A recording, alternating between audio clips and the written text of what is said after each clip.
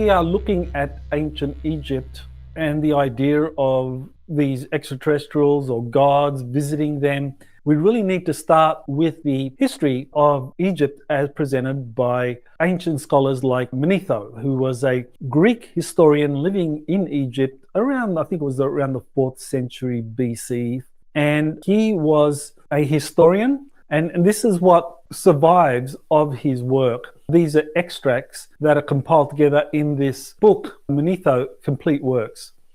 Quote, from the Egyptian history of Manetho, who composed his accounts in 3 books, these deal with the gods, the demigods, the spirits of the dead, and the mortal gods, who ruled Egypt down to Darius, king of the Persians. What we get here is the history in ancient Egypt was something that involved the rulership of the gods. There were these hybrids or demigods that followed them, and then you had other entities, the spirits of the dead, and then you had the mortal kings. And this is where Manetho is best known in terms of ancient Egypt from the perspective of archaeologists. They regard Manetho as someone who compiled a very accurate account of the 30 Egyptian dynasties, the pharaohs. But prior to that, archaeologists will consider these stories of the gods, the demigods, and so forth as being myth, as not being substantial. And that's kind of curious if you think about it. In the one regard, Manetho, this Greek historian, he gives the most accurate account of the 30 dynasties that modern scholars regard as definitive and authoritative in terms of describing ancient rule in Egypt. But when he talks about these gods and demigods before the human rulers, it's regarded as myth. And that's something that I think just shows the biases and limitations among archaeologists. So let's take Manetho at his word that there were these ancient gods that ruled over Egypt at some point early in its history called Zeptepi, at the beginning. Zeptepi is an Egyptian phrase referring to in the beginning. And so in the beginning, you had these gods ruling over ancient Egypt. So who were they? Well, here's a diagram that shows you the Egyptian gods family tree, the pantheon. I mean, it really gives you a kind of succinct overview of who they were. And what we see here is that you have the father, the all-father, the first god called Atum-Ra. And then under him, you have Shu and Tefnut, Geb and Nut, and I'll be talking about these others in the next few slides just to kind of give you a little bit more of an idea of who they are. Now, the interesting thing about these gods is that we assume, okay, that they're the gods, they're the creators of humans, and so they look like us. Well, actually, when you go through each of these gods, you find that there are human characteristics, but also non-human. Well, the point I wanted to make here with this family tree is that what you have is the first 9 gods. If I continue on, Nephthys, Osiris, Isis, and Set, those and the others above make up 9. So that's called the Great Ennead. These are the ones that are supposedly the gods that ruled during Zeptepi, during the first times. That was when Egypt first developed as a civilization. And then underneath that, you have these other gods, Anubis and Horus, and I will be talking about them as well. What's interesting, as I mentioned, is that there are both human and non-human characteristics of the gods. Let's look at the first 2. Apart from Atum-Ra, the next 2 on that family tree were Shu and Tefnut.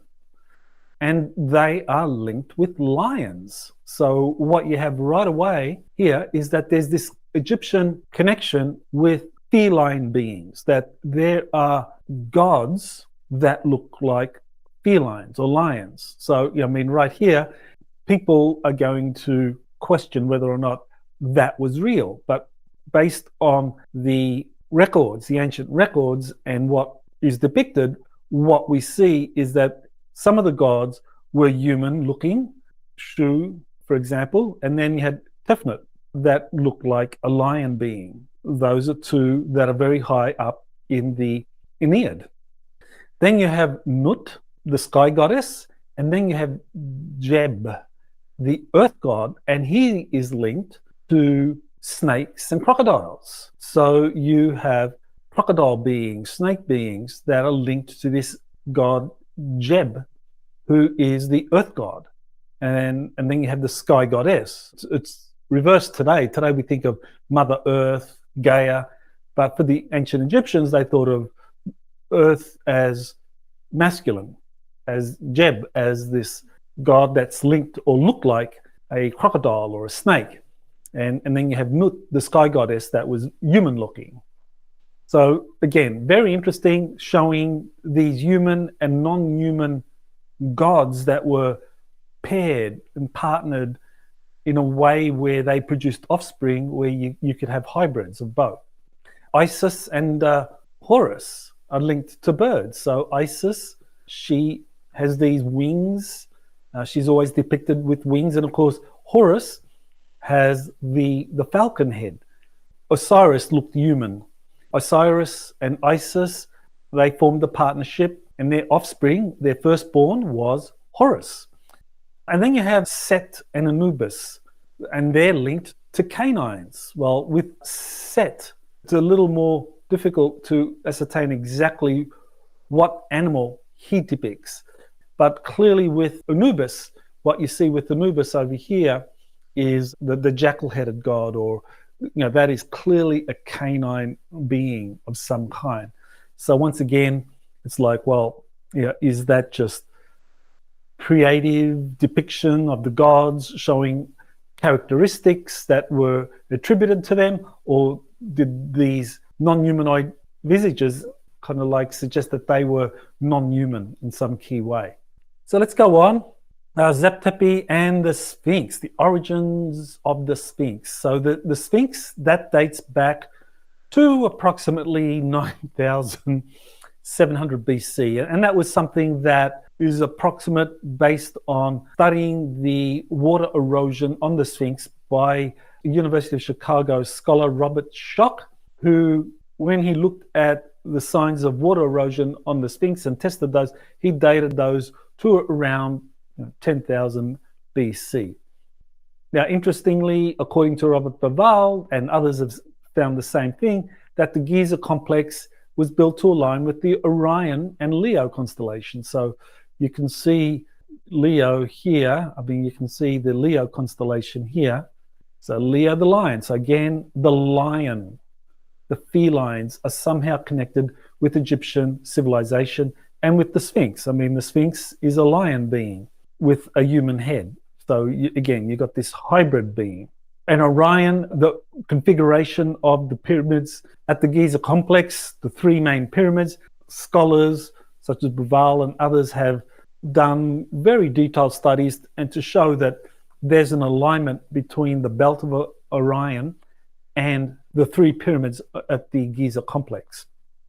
The speculation here is that, well, does this mean that there's an extraterrestrial connection to Orion and Leo, that the pyramids, the Sphinx, ancient Egypt, all are predicated on this connection to extraterrestrials in some way through these depictions of different constellations or lining the pyramids or the Sphinx itself, somehow all suggesting that there's a connection to this extraterrestrial or off-worlders visiting the Egyptian civilization at some point in its history. And I think that's exactly what happened. In terms of understanding the history of Egypt during this period of Zep-Tepi, the period prior to the appearance of the 30 known dynasties, starting from 3100 BC, what happened prior to that? What was going on? So that's where I think we need to go to Atlantis. So there's this Atlantean connection to ancient Egypt.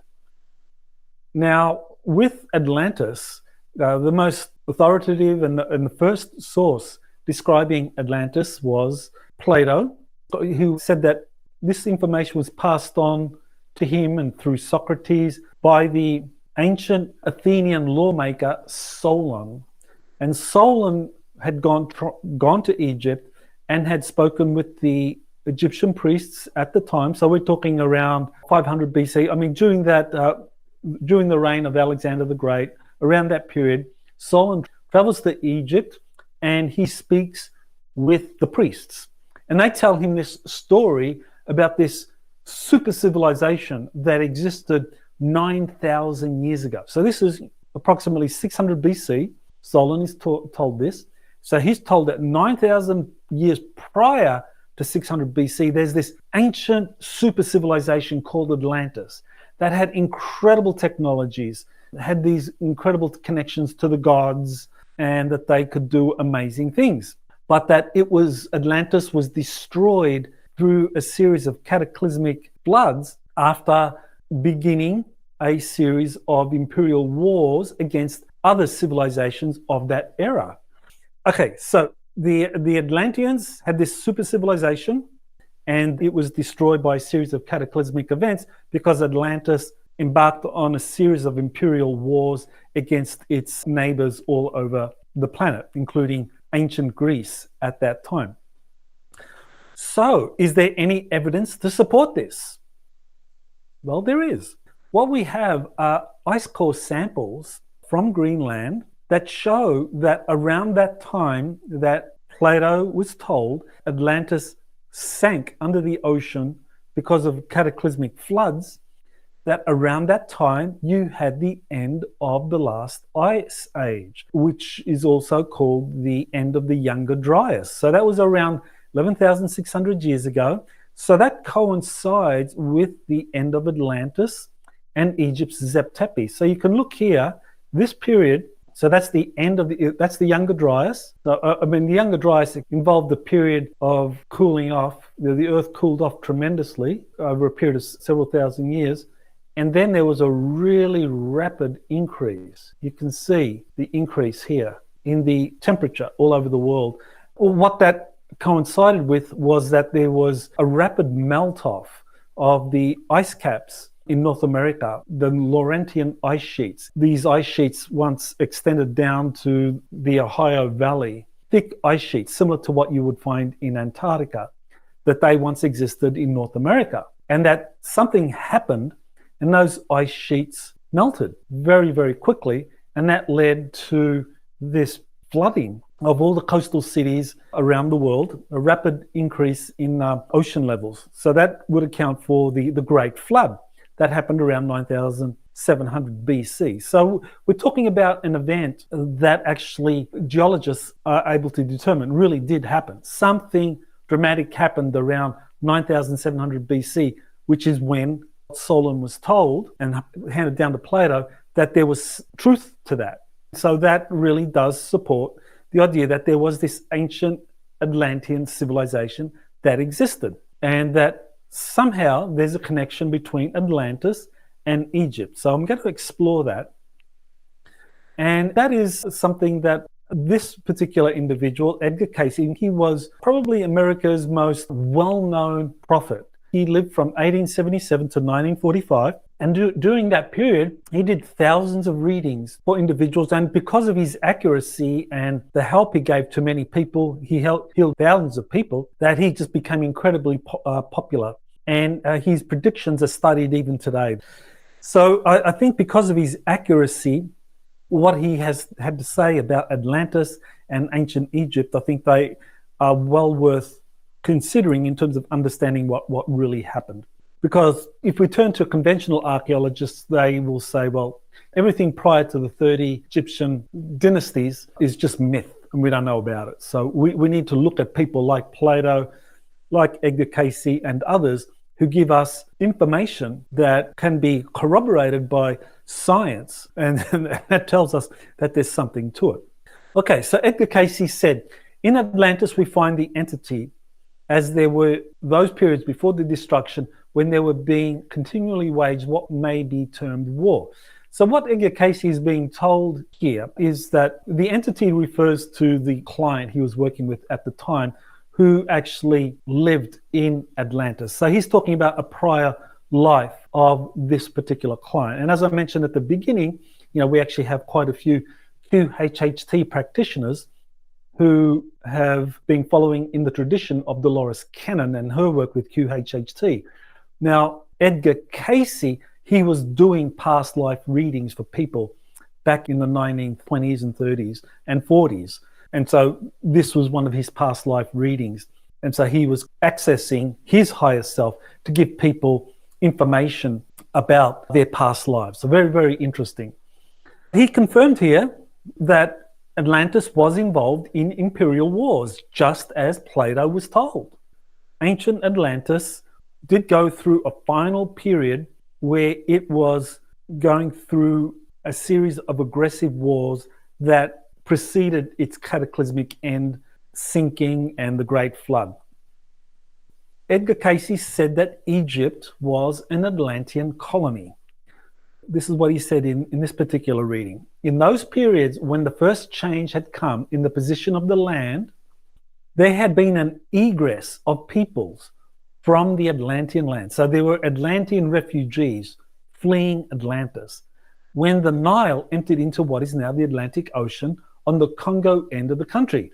So he's describing Atlanteans fleeing some coming catastrophe involving significant movement of lands that would result in the end of Atlantis, and that Egypt was deemed, or that they were instructed or guided to go to Egypt. The Atlanteans were instructed to go to Egypt, and that Egypt occupied a different position in terms of the Atlantic Ocean, as he describes there.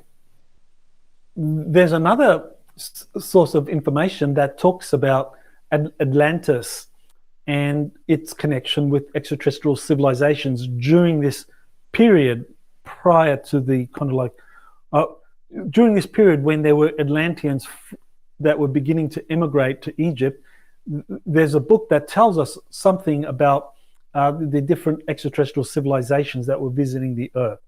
The Atlanteans, they were working with extraterrestrials. Althea, and this is a book by Phyllis Schlemmer, and she was a channel for the Nine, or what is more widely known as the Council of Nine.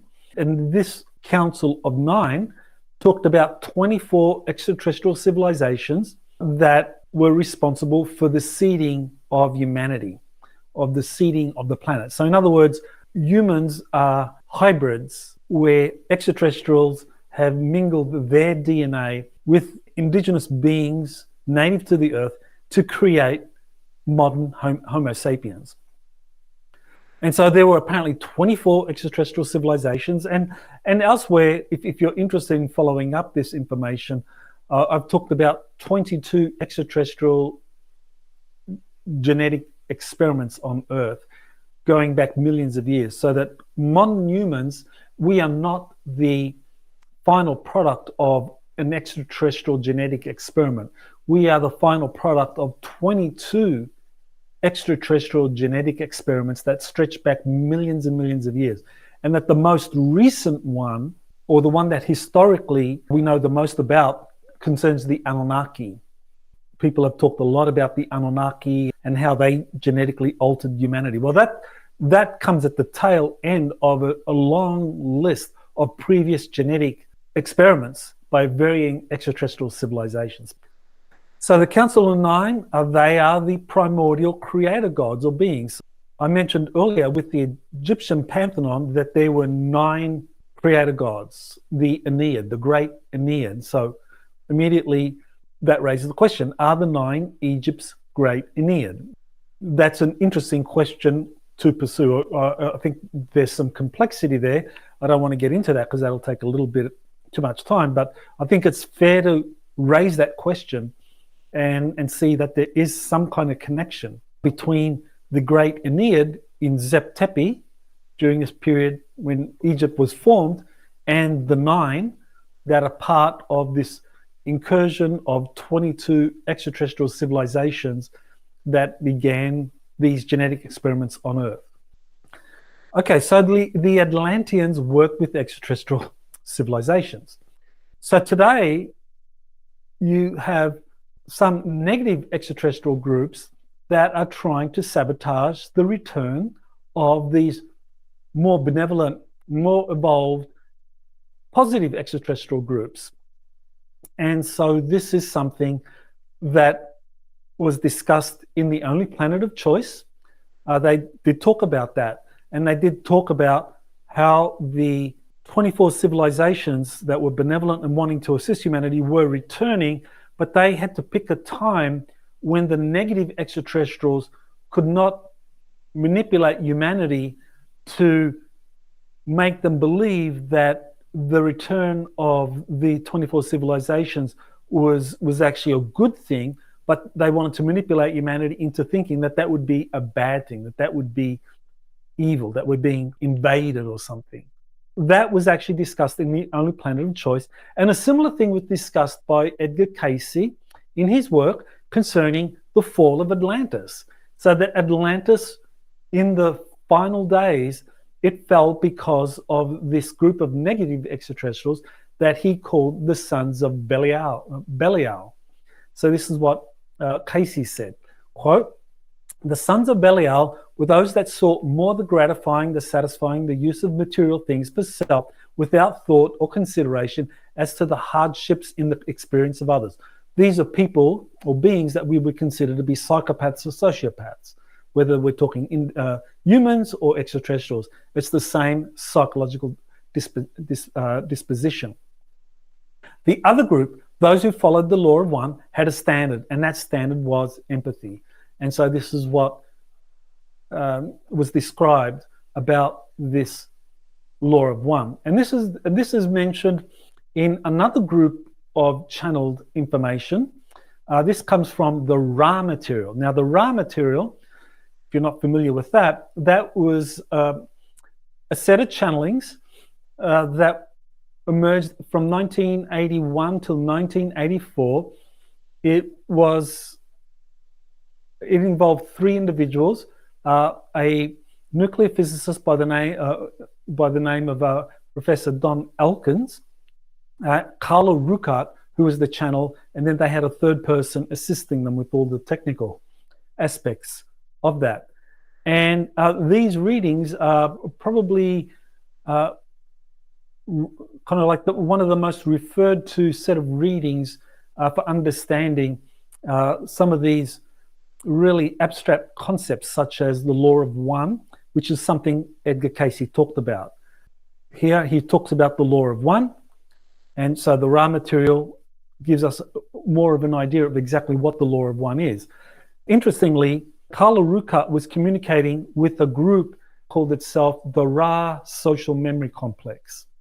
And Ra, of course, is associated with Atum-Ra of Egypt. So this is what the law of one means from the perspective of the Ra material. Quote, "I am Ra.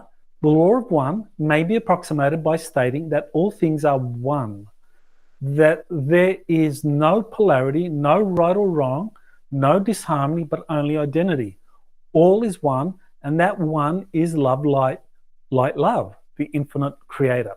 It's talking about the oneness of creation, of everything. And so it is trying to get people to use that normal empathic connection that we have to identify not with a tribe, or not with the family, not with the tribe, not with the city-state, not with your nation-state, but to identify with all, with everyone. So obviously that is a process that's going to take a long, long time, because a lot of people are very far from doing that. But nevertheless, there are always individuals who are ahead of the curve, and these individuals are following a philosophy that can be described as the law of one, where you are seeking, identifying with the oneness of all humans or of all life on the planet. This is what was said in one of these Ra sessions. This is session 2227. The question was, we have a condition where a large enough number of entities of Atlantis had started at least going in the direction of the law of one and living the law of one for their call to be heard by the Confederation. This is the question from Don Elkins. He is framing his understanding of what was revealed to him by Ra in earlier readings concerning Atlantis and the law of one, and this organization called the Confederation, which is the Confederation of Planets. it also discusses that there was a group of Atlanteans that were not aligned with this, that they were opposing this direction of having more people identify with the law of one. So this is the answer from Ra. I am one of the members of the Confederation of Planets in the service of the infinite creator. So right there is very interesting that you have a confederation. He's not talking about a federation, he's talking about a confederation. And this tells us something about the philosophy and politics of a group of planetary civilizations that are all collaborating in promoting this idea of the law of one, not just on a planetary level, but on a galactic level. That these are civilizations that have gone way beyond humanity in terms of our current struggle to form a unified planetary consciousness. We are still struggling in terms of different nation states competing with one another, going to war with one another, different kind of nationalities or ethnic groups going at one another, because this idea of oneness has not yet spread sufficiently. But with this confederation of planets, what you have are planetary civilizations that have developed this law of one philosophy. So he goes on. There are approximately 53 civilizations comprising approximately 500 planetary consciousness complexes in this confederation. So let's think about that for a moment. So we are talking about 500 planetary consciousness complexes. So that tells us that of these 53 civilizations, these are kind of the civilizations that created colonies throughout the galaxy, and that there are 500 planets that have achieved this kind of unified planetary consciousness. That's probably the best way to describe it. And so this is, so to be a member of the Confederation of Planets, your goal is to develop this law of one philosophy where you develop a unified planetary consciousness. And that if you achieve that, then you are ripe for membership in this Confederation of Planets. So this is going to be, as I will later explain, something that's not a development that every civilization in our galaxy, let alone the Earth, but other civilizations are ready for this. So this Confederation of Planets is a very much a planetary organization, interplanetary organization that is dedicated to this service of the one infinite creator in promoting this law of one philosophy. So he goes on, Ra. This confederation contains those from your own planet who have attained dimensions beyond your third. So there are members today of planet of Earth that have achieved this kind of unified planetary consciousness. It contains planetary entities within your solar system, and it contains planetary entities from other galaxies. It is a true confederation in that its members are not alike, but allied in service according to the law of one. So a confederation is really where you have like-minded civilizations coming together where they share a similar goal. Whereas a federation is where you have a kind of centralized system whereby the center imposes order on the members. So that is a big difference between a confederation and a federation. A federation typically is a political organization, whereas a confederation is much more a spiritual organization. So that'll be very important for what I have to say soon.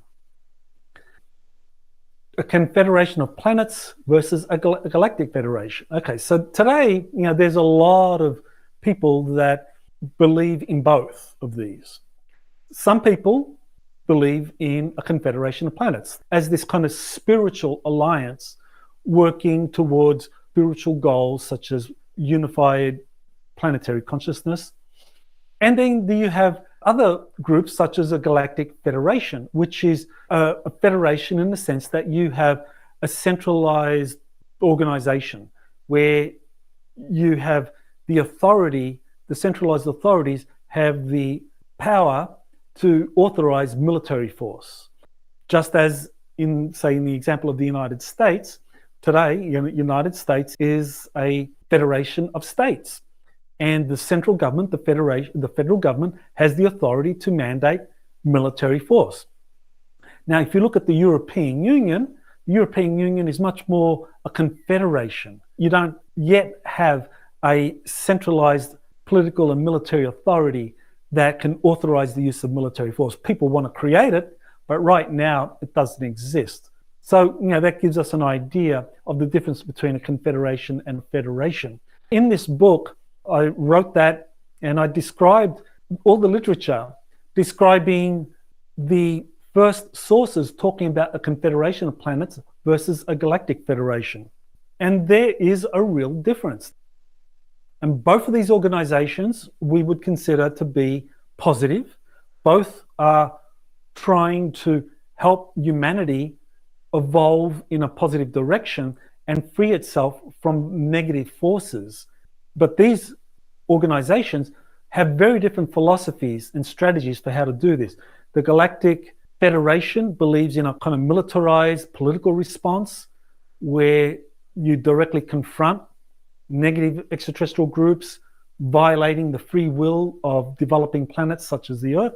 And you have the Confederation of Planets, which takes a much more spiritual approach, saying that people on the Earth need to evolve spiritually, develop their consciousness, and that's how they will free themselves of the oppressive rule of negative extraterrestrial groups, because like attracts like, and the reason you are oppressed by negative extraterrestrial groups is that you yourselves oppress one another.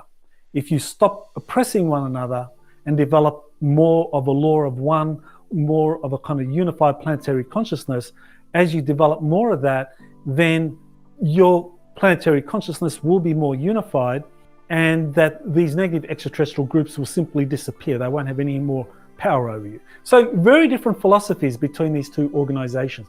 And I describe that in some detail in this book, Galactic Federations and Councils. Now, for those of you that are really wanting to dive deep into the Ra material and the law of one, here they talk about the different densities. So you start from the first, second, third density. We're at the third density. Fourth density, you start to develop higher consciousness. Fifth density is more of a love density. And you go up to sixth, which is harmonizing love and knowledge, and seventh and above. And this is described as an octave. And then you have a higher octave. And so it's quite detailed. So for those of you that are wanting to dive into this material, but I think when we're looking at extraterrestrial entities that are intervening on Earth, some of them are third and fourth density consciousness. So they are going to be very similar to us. You're going to have your good, you're going to have your bad, you're going to have your indifferent. As you get from fifth density, sixth density, you're going to get higher and higher, more evolved beings. So if we're talking about the 24 extraterrestrial civilizations, you're talking about fifth and sixth density beings. Talking about the 9, we're talking about 7th density beings or 8th density beings. You have been listening to Exopolitics Today with Dr. Michael Salla. Please remember to like, share, and subscribe to this channel. Join or start a conversation in the comments. Take the time to explore the vast library of best-selling books, webinars, and podcasts by Dr. Salla. Visit exopoliticstoday.com.